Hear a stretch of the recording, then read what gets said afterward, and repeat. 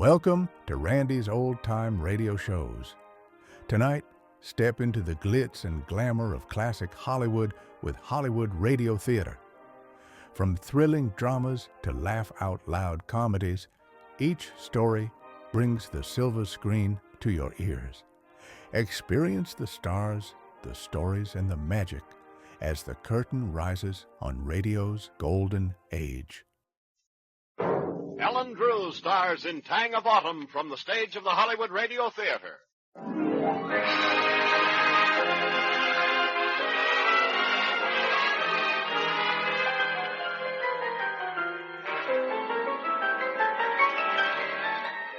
The Hollywood Radio Theater is happy to present the lovely and talented star of motion pictures, Ellen Drew, in the delightful comedy Tang of Autumn, produced by C.P. McGregor.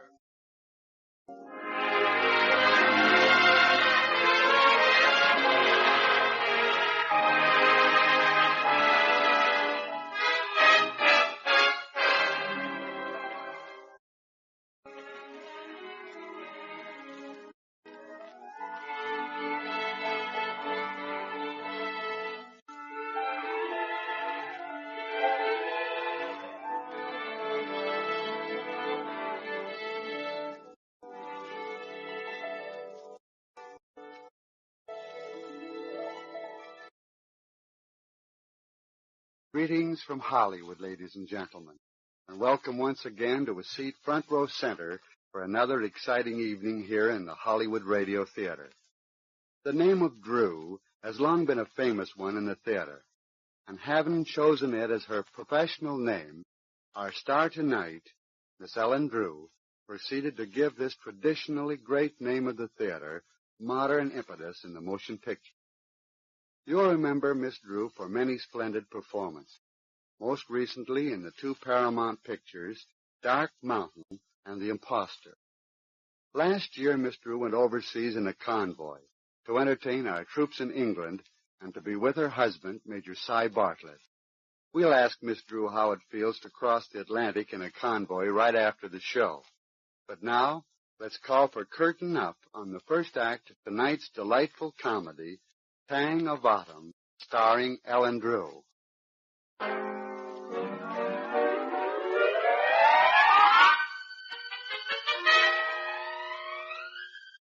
Our scene, the exceedingly private offices of the firm of Blatz, Blitz, and Blutz, ladies' clothiers. Mr. Blutz, senior partner, is waiting at his desk as a very attractive young lady enters. Sent for me, Mr. Blutz? Oh, yes, Miss Sterling. Do sit down, Sterling. Is there anything wrong, Mr. Blutz?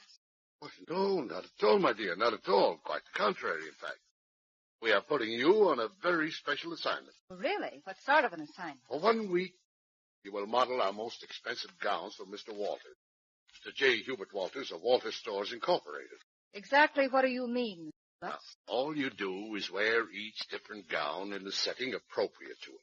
For instance, during the cocktail hour, you will wear our dry martini number. Mr. Walters will be your escort and note the public reaction.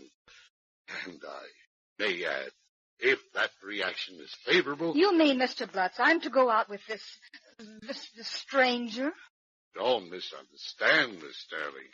Blotz, Blitz, and Blutz would never ask an employee of their firm to run the slightest moral risk. Mr. Walters has no vices. He must be very old. Sterling, age is of no consequences. Mr. J. Hubert Walters is a customer and a gentleman. Besides, there's a matter of your commission. Sold. One Sally Sterling to a customer and a gentleman for a commission. Why, Miss Sterling. I'm sorry, Mr. Blutz, but you must excuse me if I'm not crazy with joy. You see, all my life I've prayed for a week just like this. 1 week out of life when I had nothing to do but be glamorous. Wear the clothes I've always wanted to wear and go the places I've always wanted to go. And now, thanks to Blitz, Blatz, and Blutz, I'm going to, on a commission basis, and with a man who has no vices. Miss Sterling.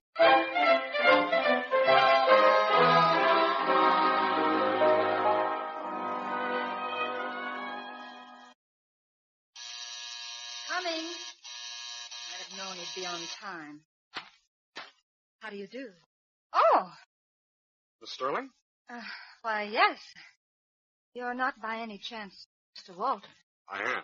I hope I'm not late. Oh, no, you're not late. In fact, you're on time, but... But what, Miss Sterling? Well, I thought you were quite old. Instead, you're... Miss Sterling, we might as well be frank with each other from the beginning. This is strictly a business arrangement. Whatever you say, Mr. Walters. But just one moment. I must get my little black book. Your little black book? Yes. You see, I'm a businesswoman, too. I must make the proper entries, you know. From 5 p.m. till 7 p.m., modeling dry martini number for Walters Store Incorporated. I am ready, Mr. Walters.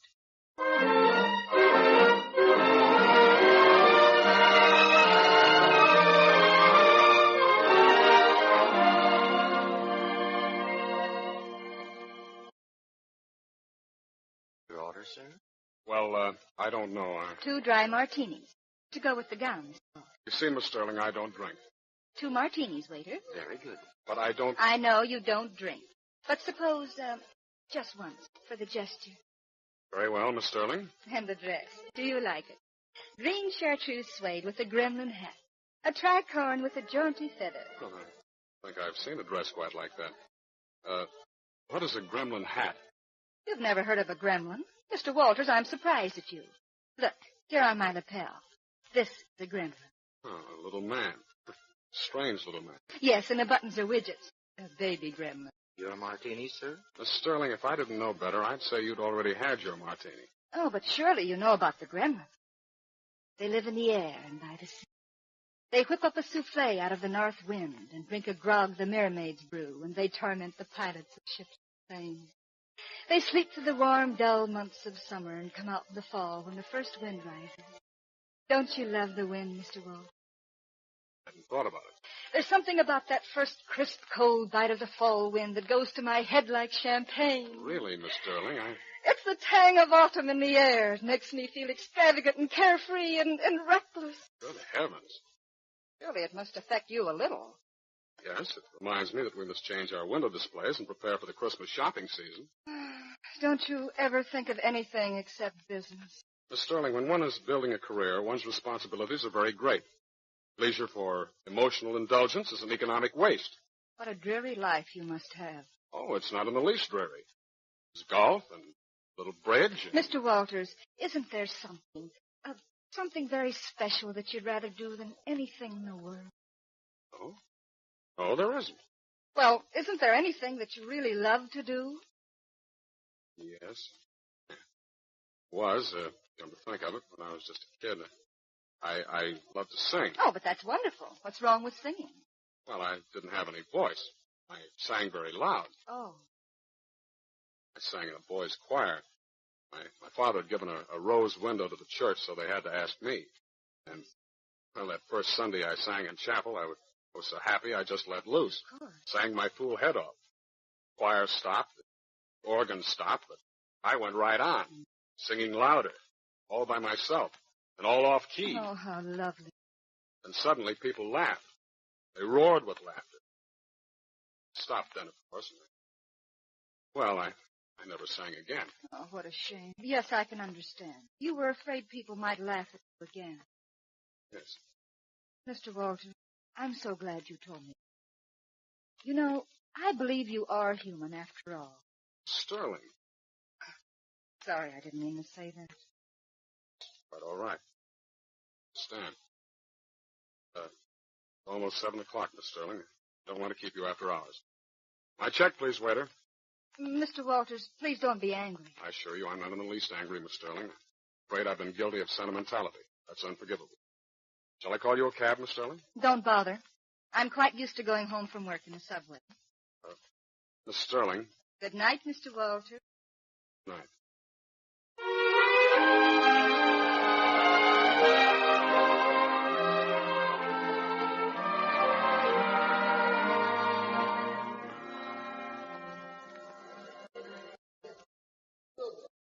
Well, very amusing play, I thought. Rot. Absolute rot. The psychology's all wrong. Do you always take everything so serious? Well, life is serious, Miss Sterling. And that's why it's a mistake to be serious about it. You know, the first day I went out with you, I thought there was some hope for you. Now I'm not so sure. Have a cigarette in the lounge. Parade up and down among all these people? I'm being paid to parade. Have you forgotten?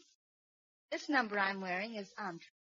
Paisley print of chiffon wool, peacock blue and green colors. They'll love it. It's not the clothes, it's you they look at. How sweet of you to say that. I'm not so sure I like having people stare at you, particularly men. Mr. Walters. Not because of any personal reasons, you understand, but, well, it's just the idea that... I could go out with you in a long veil, like a harem woman. Sometimes I worry about you, Miss Sterling. Why worry about me? I don't exactly know, except that, well, you're so flippant about things that you've got no right to be flippant about. It isn't becoming. I suppose you think your stuffed shirt attitude towards life is becoming. I consider it decent and self-respecting. I suppose I'm not decent. I'm not self-respecting. I didn't say that. You most certainly did. I did not. I said... I heard what you said. I heard it all too plain. Well, you're deliberately misunderstanding me.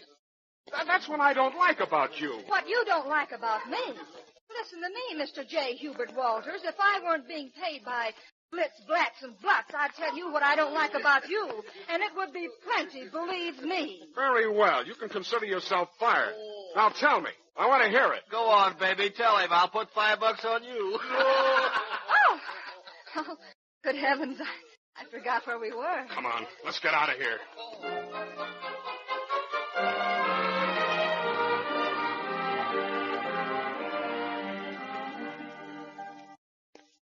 Miss Sterling, I'm not only surprised, I'm astounded. At what? Your behavior, Miss Sterling. Quarreling, staging a scene in public. But Miss Sterling, my wife and I were at the theater last night. We wanted to see for ourselves just how entry act took with the crowd. It took much too well. Sterling, you're fired. But Mr. Blutz, it was Mr. Walters. Mr. Walters is a gentleman and a customer. You're supposed to be a working girl and a lady. Not on the salary I get, Mr. Blutz. It can't be done. You make a lecture check at the cashier. Oh, no, not so fast. I still have 3 more gowns to model for Walters Stores Incorporated. And these gowns were made to fit me. No one else in America. Well, of course, perhaps I was a little hasty. You bet you were. I'm going to wear these dresses, and I'm going to sell them, too, and collect my commission. So until Saturday night at 12 midnight, I'm still an employee of Blats, Blitz, and Blutz. But not one moment after that hour, Miss Sterling. And by the way, Mr. I'm not so sure, but what Mr. Walters' interest in me goes somewhat beyond the limits of mere business. Miss Sterling. Oh, don't misunderstand me, Mr. Blutz. His conduct is, fortunately, above reproach. But before the week is out, Mr. Blutz, it isn't unthinkable that I might possibly become J. Hubert Walters. Oh, dear young lady, your egotism is phenomenal. Your self-satisfaction colossal. What do you want to bet me, Mr. Blutz? Bet you? Oh, I never heard of such audacity. My trousseau? Very well, Miss Sterling. A trousseau. Against your services for a year. Free. It's a bet. Be seeing you, Mr. Blutz, at the altar.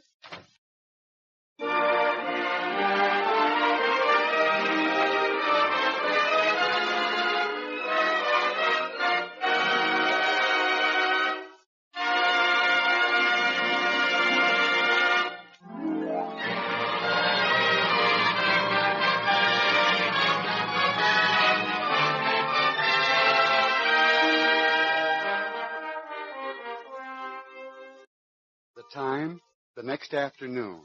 Scene, the races, with Miss Sally Sterling smartly dressed as usual in a blitz, blats, and blots ensemble known as photo finish. Moving up. He's into the stretch.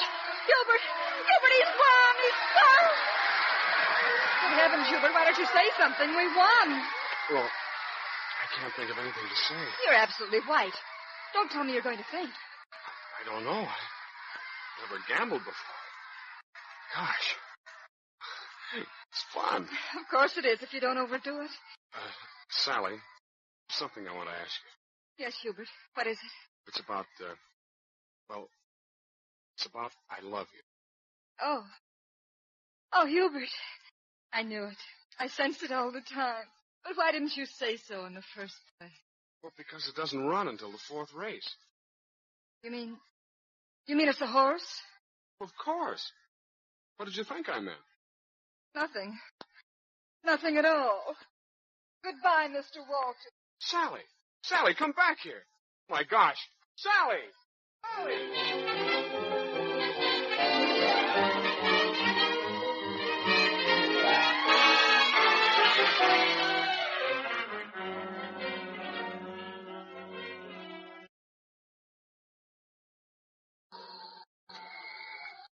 Good morning, Sally. Good morning, Mr. Walters. Yesterday you called me Hubert. I'm sorry I was familiar. Please forgive me. This dress is Windy Day, tobacco brown wool embroidered in bronze beads, a chapeau embroidered to match. What? No gremlins? No gremlin. Oh, I should think this would be a good day for them. Plenty of wind, and bite to the air, and something in your eyes. Hubert, I think you're beginning to understand gremlins after all. Guy can learn, can't he? Come on, let's go shopping. Oh! Hubert, there goes your hat. Oh, let it go. What do I care about a hat on a day like this? Sally, there's something I want to ask you. The air is wonderful, isn't it, Hubert? Even through the carbon monoxide, you can smell the... And if it weren't for the traffic, you could hear the sound of the surf. Wonderful. Oh, Hubert, you are improving. There's something I must ask. Yes, Hubert. What is it? You like dogs? Oh. I feel like buying one. Well, there's a shop on Madison Avenue that has the duckiest little Celiums with harnesses, marked down from $150. We'll buy one, harness, dog, and all, at $250 if they have one. Hubert. You know, Sally, I'm beginning to understand what you meant about the tang of autumn. It does make a fellow feel reckless. I'll tell you, we'll buy something in every shop on Fifth Avenue. Well, it's your money, Hubert. But I only hope there's no shop that keeps elephants.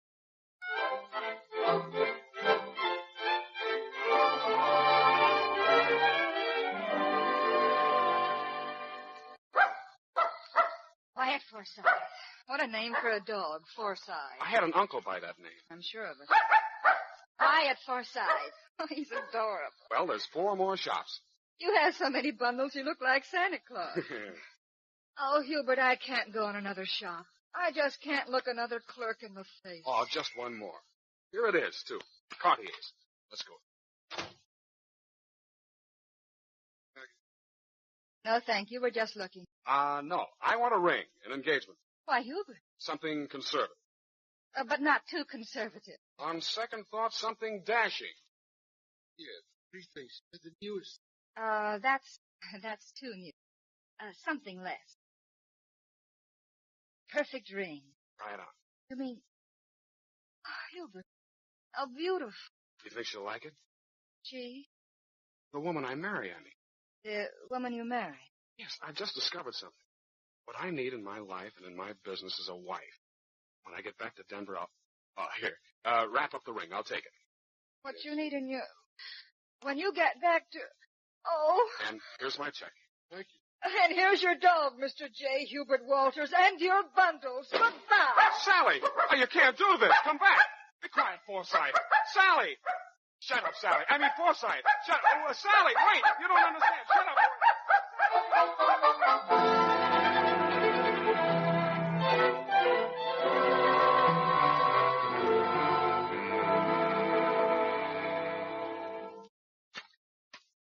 Morning, Mr. Blutz. Where? What are you doing here? I thought It's all over. I'm beginning my year of service free. Really? You won the bet. He's going to marry some mail-order wife in Denver. It wasn't me at all. I just... Oh, Mr. Blutz, I've been such a... I was so sure, and the worst of it is I love him. There comes Sterling.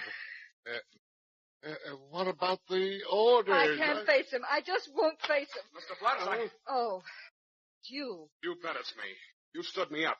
I made a business arrangement, and I expect it to be fulfilled. Oh, is that so? That's so. Now, you listen to me. You haven't fulfilled the terms of your contract. You still have one dress left to model. The time, Saturday night, from 9 until midnight. I expect that contract to be fulfilled. Very well, but only because I have to live a year without salary, and I'll need money, and that I'll make on your commission. I'll be ready at 9.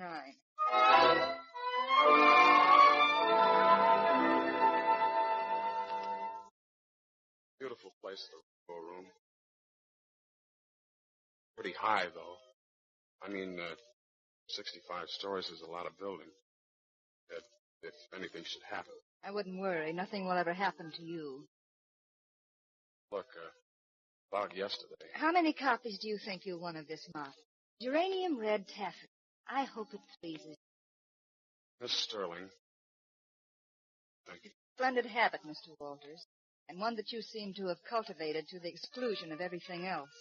I've come to a very important decision. Really? Hello. Who'd you speak to? Oh, a man.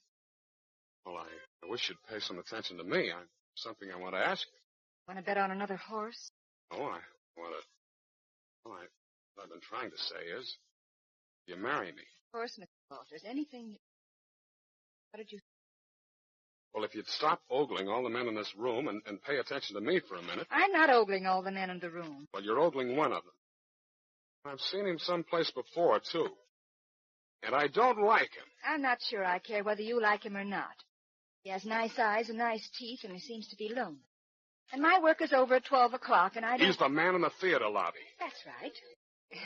Isn't he adorable? He's obnoxious.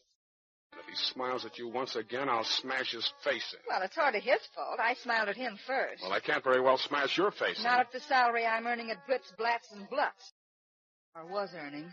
I've asked you to marry me, and as my wife... Why don't you pick up a wife in Denver like you planned? Save railroad fare. I didn't plan to. Will you stop smiling at that man? My smiles are my own, Mr. Walters, to dispose of in my own way. I shall smile at whom I please. Now he's proposing toast. How charming. Gilbert, come back here. My good man, you're entirely too familiar with the lady I'm escorting. In the future, I'd advise you to mind your manners. Well, if the lady is bored with you and chooses to smile at me, I can't see it's any of your business. It happens that it is my business. She's going to be my wife. Oh, yeah? Gilbert, why didn't you say so in the first place? Because you didn't give me a chance. Now will you marry me? Yes! Police!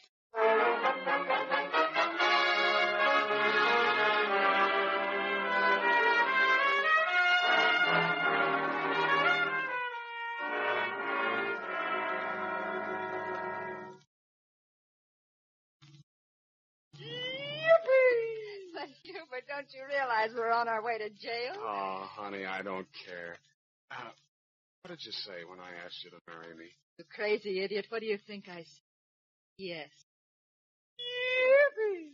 Please, they'll put you in a straitjacket. Let them try. From now on, I'm a changed man.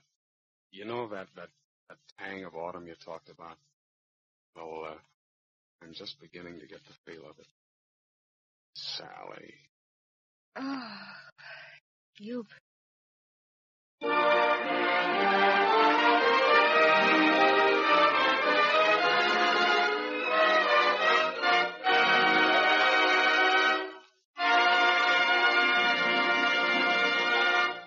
And so the curtain falls in the last act, Tang of Autumn, starring Ellen Drew.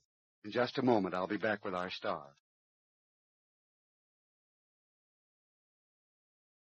And now our producer, C.P. McGregor, returns with the star of our show, Ellen Drew. Thanks for a nice job, Ellen. Now I think our audience would be interested in the little soft drink and candy shop next to Grauman's Chinese Theater here in Hollywood, and the part it played in getting you started in pictures. Well, C.P., just for the record, I guess the chocolate sodas we used to mix up were pretty good. At any rate, one day William Demarest, the agent, came in and said, "Would you like to be in pictures?" And I said, "Well, I guess so." And the next thing I knew, I had an audition at Paramount and the contract. And you've done a wonderful job, Ellen, following right in the path of the many famous footprints set in the four-corded Graumans. But now to a more recent thing. How did it feel crossing the Atlantic in a convoy? We were attacked by a submarine on the return trip. Had to prepare to abandon ship. How did the people aboard react? Oh, they were simply great. However, I did one thing I'll never live down. I reached into my bag and took out my lipstick and started to put it on. Everybody howled. I felt so foolish. How about that? Then finally, after what seemed like a year, they sounded the whistle that all was clear. I understand your husband, Major Cy Bartlett, had quite an experience himself. Yes, I'm very proud of Cy. I guess it's the same pride all wives have with husbands in the service. Di, you know, was the first American to bomb Berlin. Yes, and that's one distinction we'd all like to have shared billing on. Well, Ellen, thanks again for giving us such a splendid performance tonight. I enjoyed every minute of it, C.P., caring for you and your excellent sponsor. I'll be listening to your show next week. Good night. Good night, and thank you, Ellen Drew.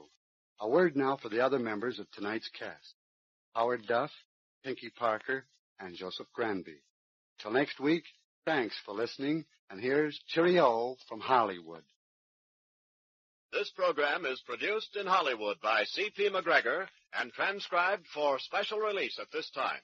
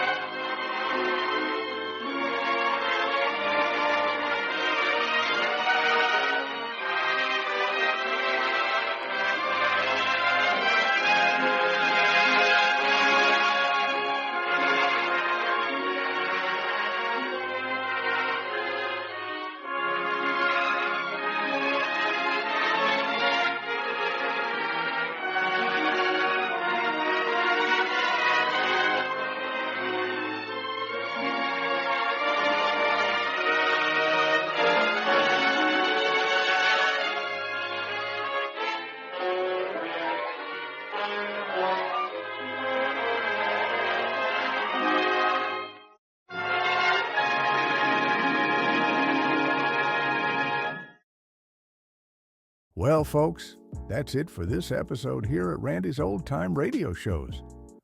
Before we wrap up, it's worth noting that Randy dedicates countless hours to restoring and editing every single show before it's uploaded for your listening pleasure.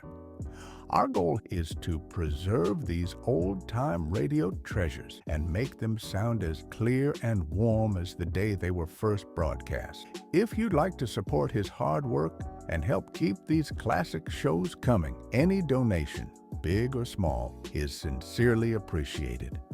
You'll find donation links in the description below. Or if a QR code appears on your screen, simply point your phone's camera at it and follow the prompts. Randy sincerely thanks you in advance for helping keep these shows alive. Thanks for joining us, friends. Until next time, keep the memories warm and the stories close.